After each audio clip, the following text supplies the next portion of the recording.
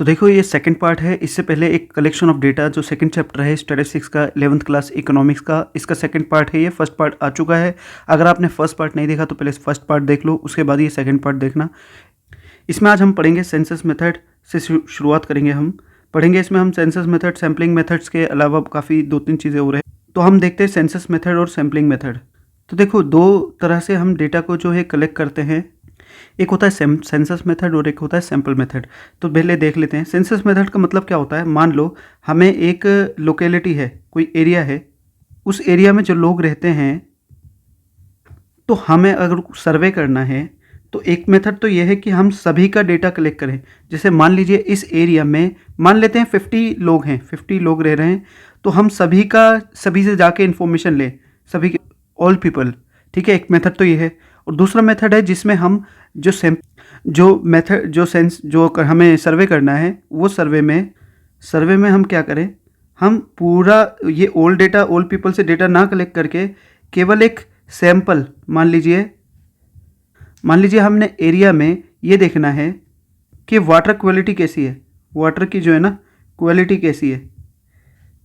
तो हमने सब लोगों से, जो 50 लोग हैं, 50 से ना पूछकर केवल 10 लोगों को सिलेक्ट किया। 10 लोगों को हमने अपना एक सैंपल बनाया। ठीक है, 10 लोगों को हमने इसमें चूज़ किया मान लीजिए, और उन 10 लोगों से हमने सैंपल, जो हमारा सैंपल है, उनसे इन्फॉर्मेशन ली। मान लीजिए हर बिल्डिंग में से एक व्यक्ति को ले लिया। तो इस तरीके से ये जो सैंपल मेथड होता है, इसमें हम एक सैंपल चूज़ कर लेते हैं। और सेंसस मेथड का मतलब होता है पूरे सभी लोगों से इन्फॉर्मेशन लेना। तो जैसा कि आपको पता होगा, हमारे देश में भी हर 10 साल में जो है सेंसस होता है, जिसमें पूरी कंट्री के सभी लोग की पूरी फुल इन्फॉर्मेशन ली जाती है। ठीक है, आप फर्स्ट सेंसस कब किया गया था? 1872 में, लेकिन वो अनऑफिशियल था। ऑफिशियल जो हुआ था वो 1881 में हुआ था। ठीक है, 1881 में।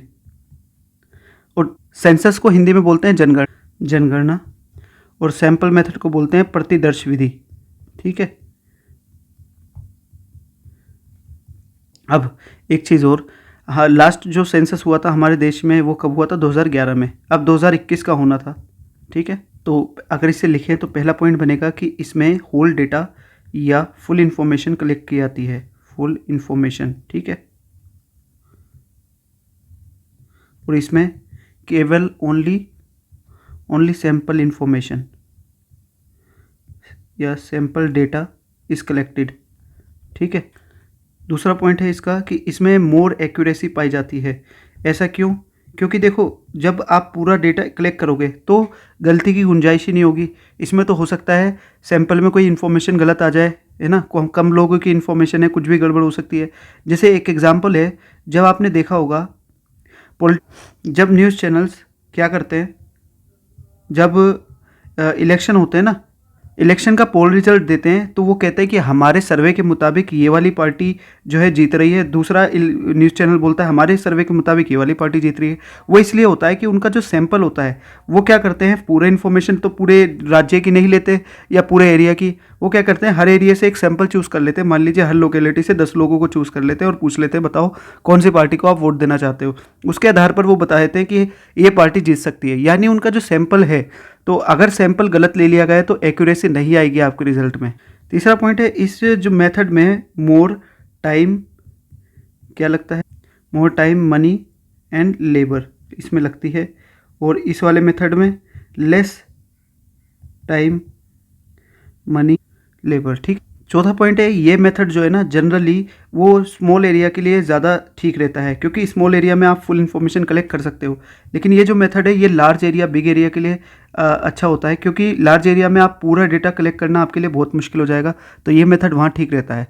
अब एक बार देख लो पॉइंट्स वाइज, तो इसमें पूरा डेटा कलेक्ट किया जाता है, इसमें मोर एक्यूरेट डेटा आता है, इसमें ज़्यादा टाइम और पैसा लगता है, इसमें छोटा एरिया के लिए ज़्यादा अप्रोप्रिएट है। तो इसे वीडियो को पॉज करके नोट्स लिख लेना इसके, या स्क्रीनशॉट ले लेना।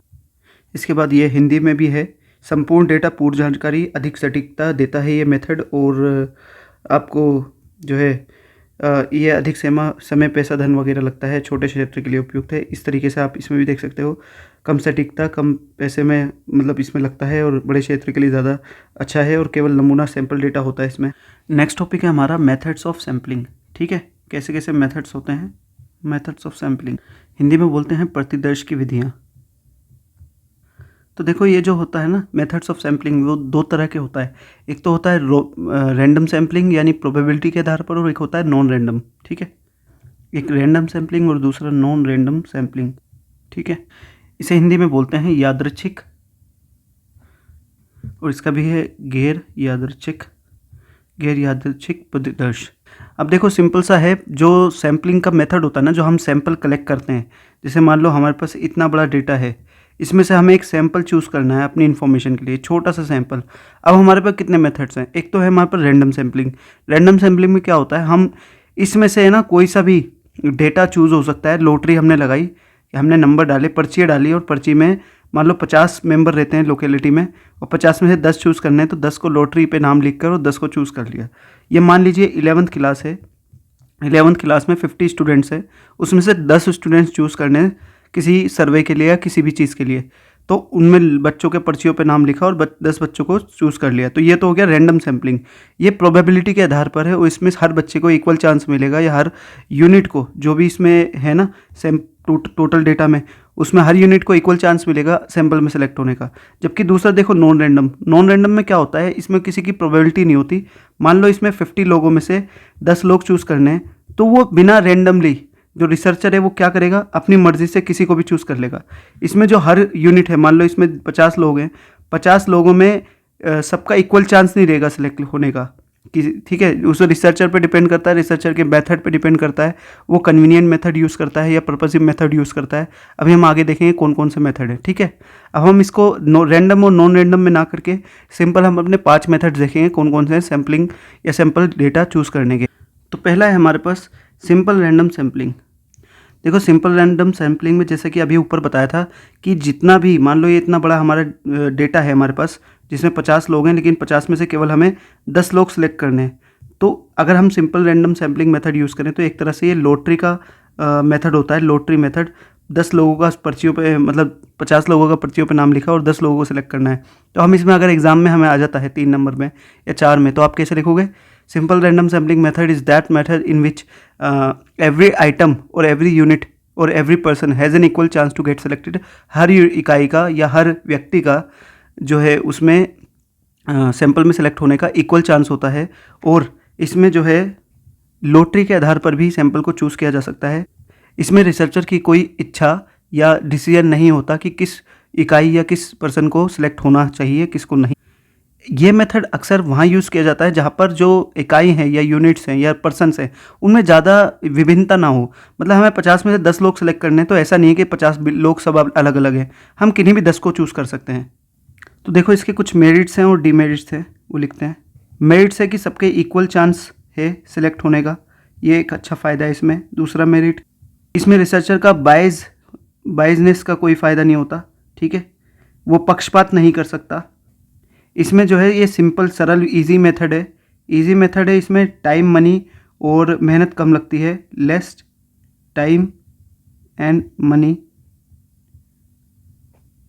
इस मेथड के कुछ डिमेरिट्स भी हैं। इस मेथड के डिमेरिट्स ये हैं कि ये जो है, अगर हमने सैंपल साइज स्मॉल ले लिया है तो ये रिप्रेजेंट नहीं करेगा, नॉट रिप्रेजेंट होल डेटा।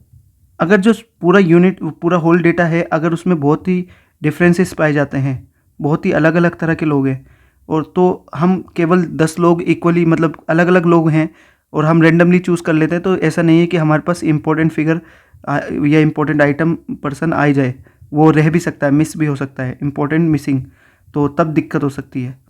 तो देखो सिंपल रैंडम सैम्पलिंग यानी सरल रैंडम यादृच्छिक जो मेथड है या सैम्पलिंग है, प्रतिदर्श की विधि है, उसमें जो मेरिट्स हैं वो इक्वल चांस मिलता है सबको, नो बायसनेस होती है, मनी एंड टाइम कम लगता है।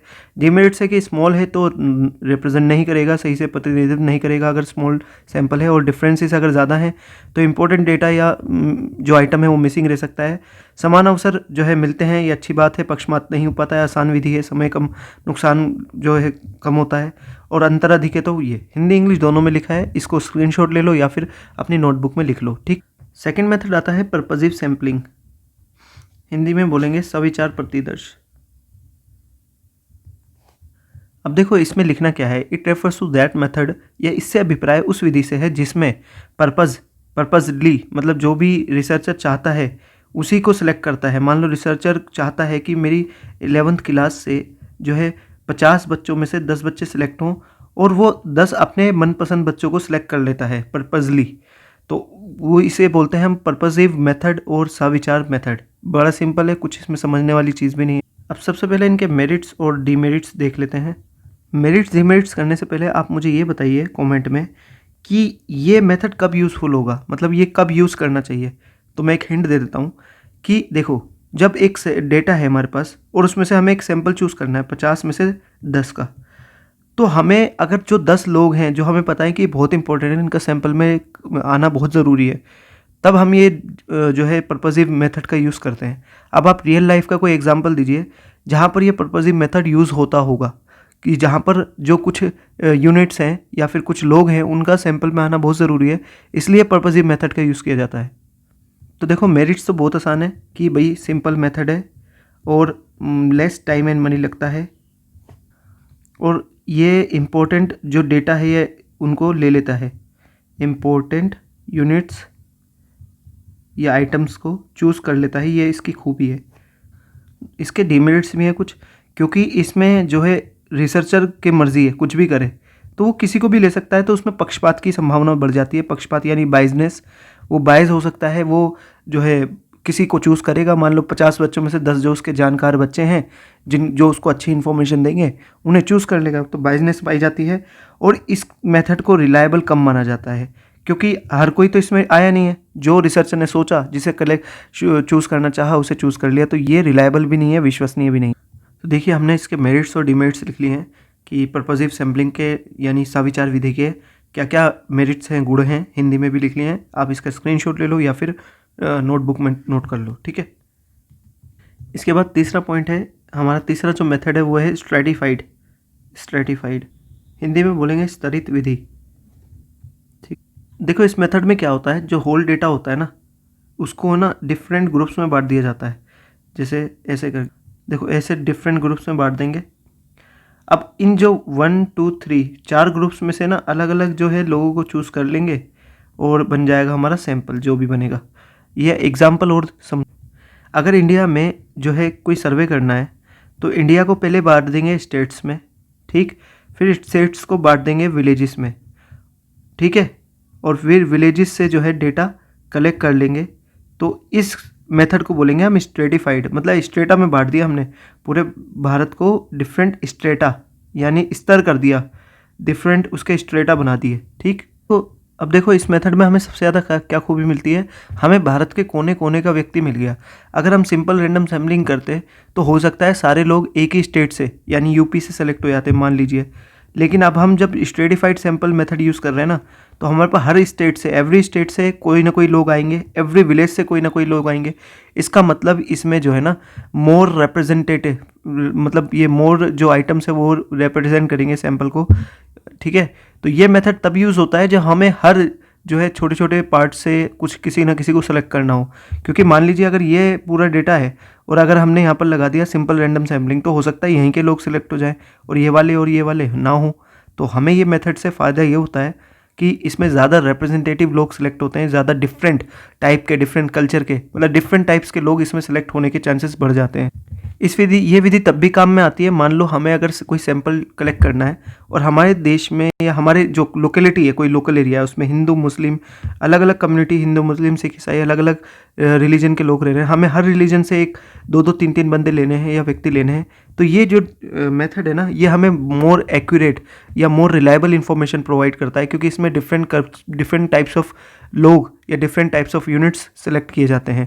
अब मुझे ऐसा लगता है कि आप इंग्लिश या हिंदी में दोनों में इसका आंसर लिख सकते हो।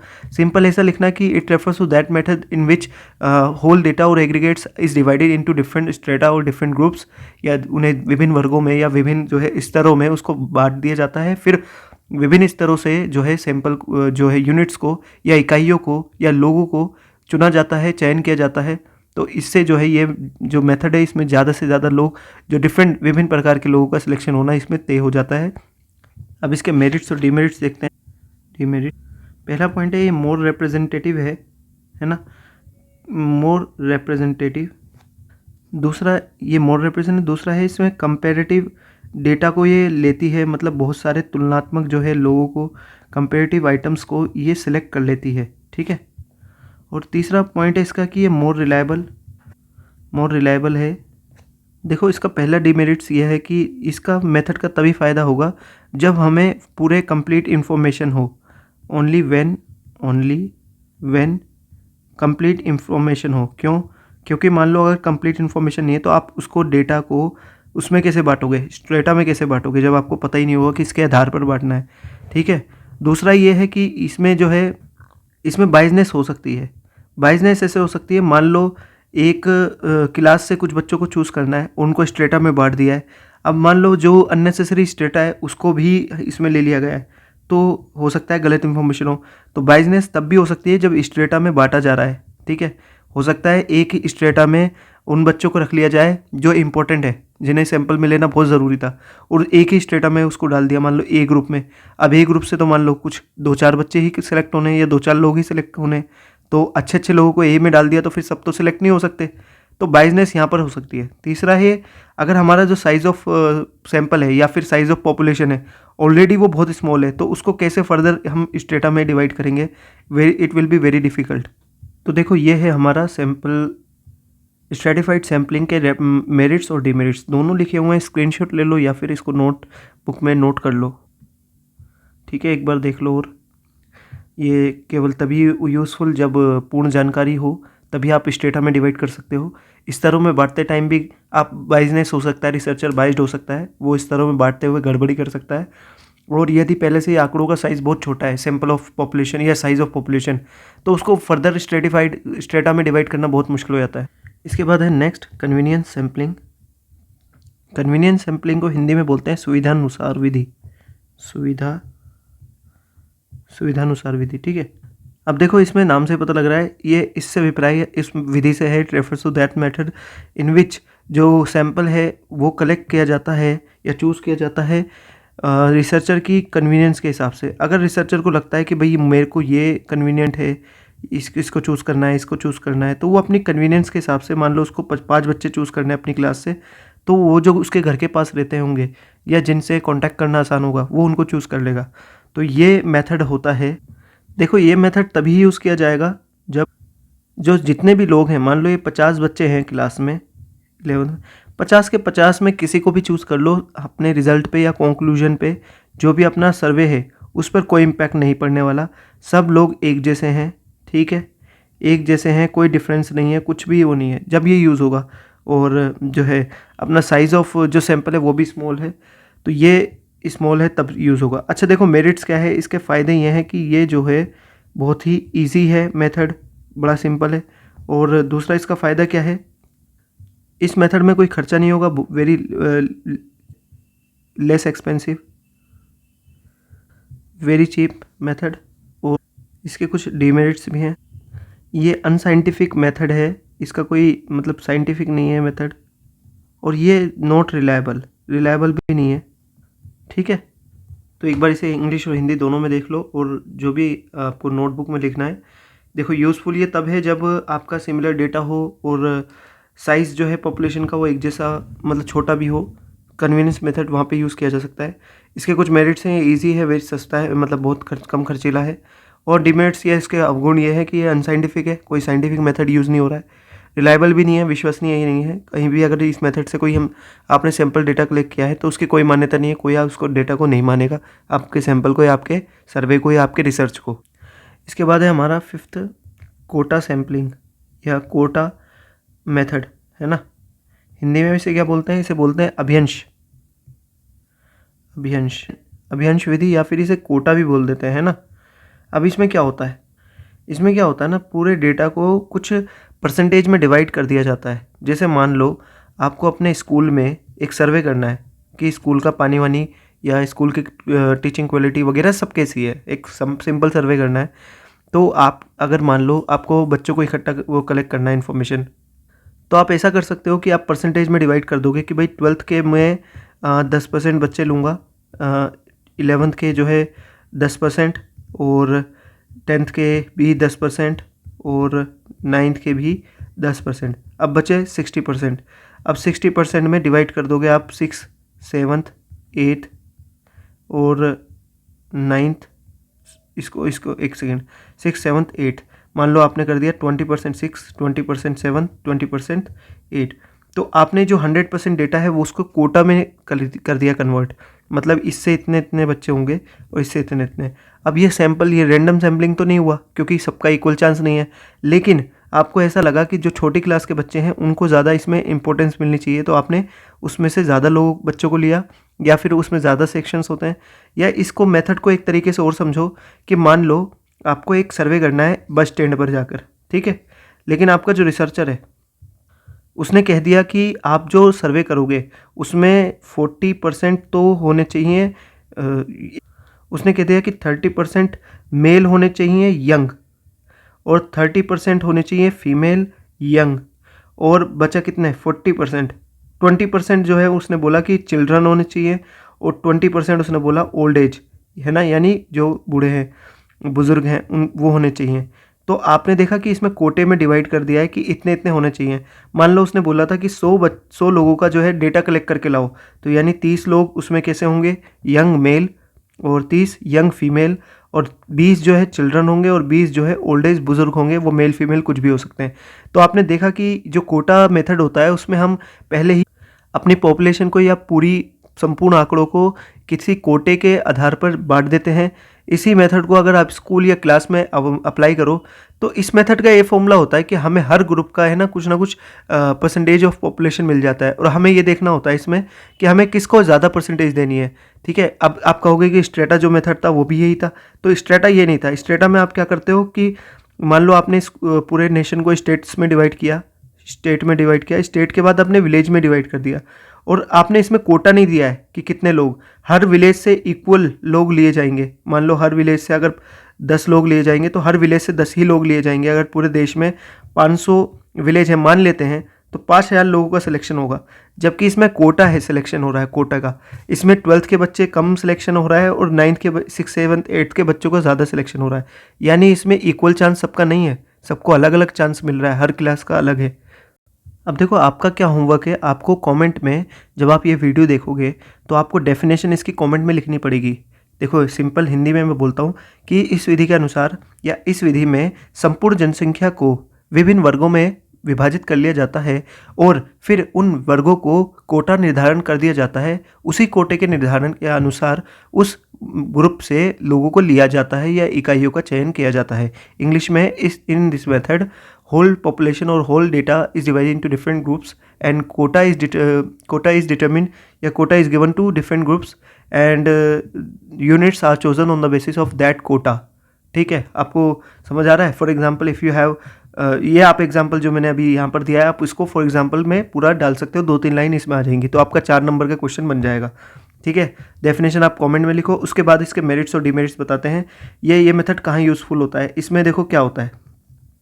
देखो पहली बात तो क्या है इसमें कि इसमें डिफरेंट ग्रुप्स में बांट दिया, ए बी और सी और डी, और ऐसा कर दिया कि इसमें से 40% लोग लेने हैं, इसमें से 40, इसमें से 10, इसमें से 10 परसेंटेज दे दी।